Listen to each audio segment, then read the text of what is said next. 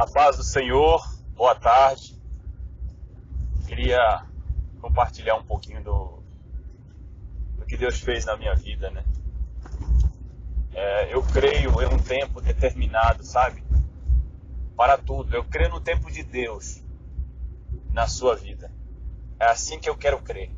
Embora eu saiba que muitos partem daqui, muitos se vão, sem o tempo de Deus chegar em suas vidas.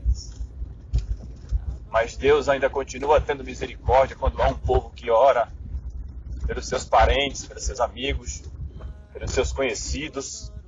Ele guarda, ele livra de perecer. Ele dá o verdadeiro livramento, que é morrer sem Deus. Esse é o verdadeiro livramento. O livramento não é quando a gente tem Jesus e de repente a gente não morre ou passa por uma situação de morte e continua vivo. Isso não é livramento. Livramento é quando porque você já tem Jesus. Ele te livrou o quê? Dele mesmo? E a morte não tem mais domínio sobre a gente, que serve a Cristo, né? Então, a gente tem uma esperança, né? A gente vai se encontrar com Ele. Para nós o tempo chegou. Livramento é quando você não tem Cristo, não se entregou a Jesus, e aí você passa por uma situação de morte e sobrevive. Isso é livramento. Porque ia ser eternamente, né? Sem Ele, sem Deus eternamente. E eu lembro-me que eu gostava muito de beber, né? Eu bebia muito, gente. Eu bebia demais.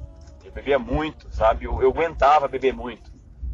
Eu passava 1 dia, 2 dias bebendo sem parar. E aquilo me dava prazer. Eu gostava da farra, da bagunça, das amizades, né?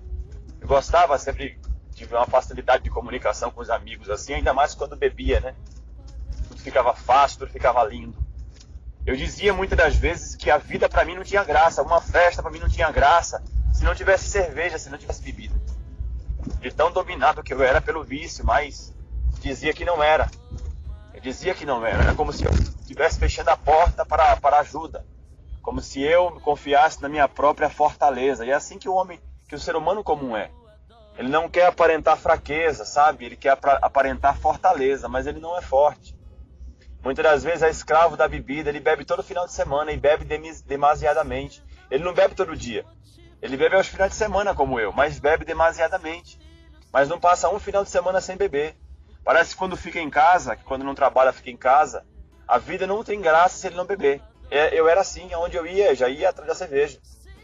Aonde eu ia, já ia atrás daquela vontade de ficar tonto, né? De ficar legal, de ficar mais alegre, mais feliz. De arrumar sempre um motivo, porque eu bebia como motivo, como desculpa para sair. Sair talvez procurando uma fuga, né? Homem sem Deus é assim, ele vive procurando fuga. Uns na droga, outros na bebida.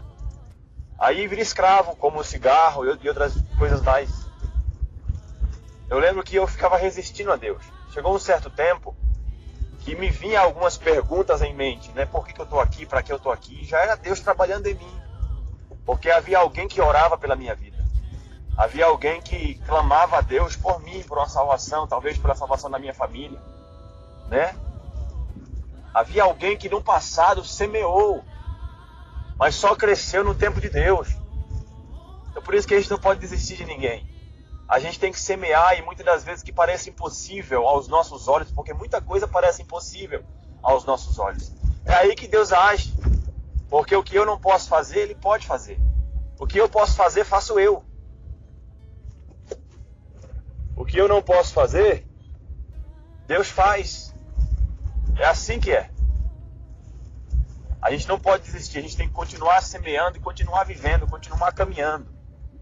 Para que Deus, ao seu tempo, faça o seu trabalho. Não cabe a mim dizer quem é ou quem não é, quem vai e quem não vai. O que cabe a mim é semear e ter esperança. Que ainda que pareça impossível, Deus está trabalhando. Ainda que aos meus olhos ninguém diga, não tem jeito isso aí. Não tem jeito sim, porque teve jeito para você. Porque não vai ter jeito para os outros. Você por acaso é melhor que alguém? Jesus morreu somente por você? Não, morreu pelo mundo inteiro. Pelo pecado do mundo inteiro. Então, eu tinha muito esse vício de bebida, porque eu gostava de beber. E eu gostava de sair. Eu gostava de gandaia, de farra, pagode, samba, forró. A minha vontade é beber para ficar legal, para ir pro samba, para ir pro forró. Essa era a graça para mim. Bagunçar. Mas chegou um certo tempo em que essas coisas, elas foram perdendo a graça para mim. E eu ficava insistindo. Quantas vezes me peguei no meio da farra, assim, eu parava, parece que dava um minuto de sobriedade, assim, eu olhava e falava, meu Deus, o que eu estou fazendo aqui? Por que eu não tenho mais prazer? Eu quero ir para casa. Mas eu não queria ir para casa para não demonstrar fraqueza muitas das vezes para as pessoas. Como se não tivesse aguentado a farra, não tivesse aguentado a bebida. Sabe, eu ficava ali. Mas eu ficava em um momento de sobriedade. Nossa, cara, não ficava bem por dentro, sabe? Me batia uma tristeza certas vezes. Eu olhava para as pessoas, aqueles sorrisos, eu via que não era de verdade, não vinha de dentro. Então essas coisas, sabe, começaram a me pesar cada vez mais. E eu ficava resistindo, porque eu não queria ser crente. Eu não queria. Não queria largar tudo que eu tinha de bom na minha visão, de gostoso na minha visão. Não queria deixar a prostituição, mulherengo. Não queria deixar a cerveja. Eu gostava muito de tomar cerveja. Era o que eu mais gostava, uma das coisas que eu mais gostava. Eu chegava a dizer à minha esposa assim, eu trabalho a semana inteira. E se quiser se separar de mim, se separa. Eu trabalho a semana inteira. Final de semana, a minha cerveja é de lei. É garantido, falava. E ela ficava calada, porque não tinha também entendimento. E também não tinha força para lutar contra mim, né? No psicológico, então. Aí eu era assim, gente. Eu era assim. Mas chegou um tempo em que essas coisas foram perdendo o sentido. Chegou um tempo até que eu me acidentei. Eu não tinha consciência do pecado na minha vida. O que o pecado fez comigo, o que o pecado fez como ser humano. Chegou um tempo que eu me machuquei e eu ficava perguntando a Deus, sem nem ter entendimento de nada. Eu ficava dizendo, por que está acontecendo essa coisa comigo? Eu sou uma pessoa boa. Eu disse para minha mãe até, eu faço bem para todo mundo. Uma vez que foi na praia numa excursão, atacou uma enfermidade em mim lá, o ácido úrico, né? Se elevou e minha mão ficou latejando com muita dor, inchada. Já a consequência da bebida, do excesso de álcool, nessas coisas. E aí eu ficava dizendo para minha mãe, nossa, eu sou uma pessoa boa, não faço mal para ninguém. Eu não tinha consciência de que não há ninguém bom no mundo. Sabe? Não há ninguém bom. Porque Jesus não morreu por pessoas boas. O que há são pessoas distantes de Deus, afastadas de Deus, e Jesus veio os aproximar de Deus, através do seu sangue, e da lavagem, da regeneração pelo sangue de Jesus. A limpeza que Ele vai fazer na sua vida e na minha vida. Que Ele faz nas nossas vidas, né? Ele reconcilia a gente com Deus novamente pelo seu sangue, perdoando as nossas ofensas, porque Deus é santo. E para se aproximar de Deus, só através de Jesus, não tem como o homem chegar até Deus sem Jesus. Porque o homem permanece em seus pecados. E eu dizia para minha mãe, eu sou uma pessoa boa, eu não faço mal para ninguém, por que isso está me acontecendo? Eu não entendia. E com o passar do tempo, isso aí foi se aprofundando ainda mais. Eu fui perdendo o gosto, mesmo sem ter aceitado Jesus na minha vida. E Deus, Ele vai trabalhar, irmão, de uma maneira que vai te aproximar dEle, seja ela pela dor ou não. Muitas das vezes vai ser necessário Deus usar a dor para te aproximar dEle. Vai ser necessário Deus usar muitas das vezes o teu próprio pecado para te aproximar dEle. Não que Deus faça você pecar, mas você pecou. Então as consequências do pecado que virão, Ele vai usar para se aproximar de você, para te fazer entender que Ele te ama e te perdoa. E quer levar você agora em uma nova jornada de vida. E chegou um tempo que para mim essas coisas estavam perdendo a razão, o sentido, não estava mais tendo prazer como tinha antes. Eu ia no bar, já não era mais a mesma coisa. Eu ia numa farra, numa festa, já não tinha mais a mesma graça. Eu ficava olhando para as pessoas, eu ainda nem tinha conhecido a Deus, nem tinha nada. Mas Deus estava trabalhando na minha vida. Porque Ele estava me mostrando o quão mentiroso é esses momentos. O quão mentiroso é as pessoas que ficam forçando sorrisos somente para ser agradáveis. E essas coisas estavam para mim perdendo sentido. E eu olhava ao meu redor e falava, meu Deus, o que eu estou fazendo aqui? Por que a vida está se tornando assim para mim agora? Era Ele me chamando, mas mesmo assim eu não cedi. Eu continuei vivendo, continuei forçando a bebida, forçando a farra.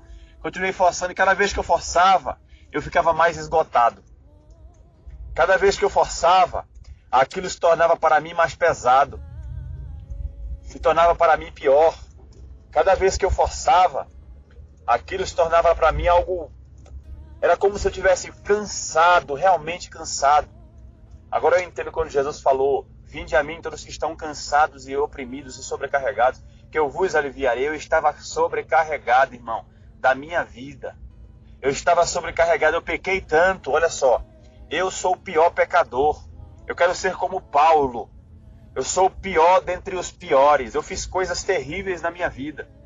Mas eu quero te dizer que ainda você fazendo coisas terríveis, que depois Deus vai te dar consciência do que é, Ele ainda te chama, Ele ainda te ama e Ele quer te perdoar em Cristo.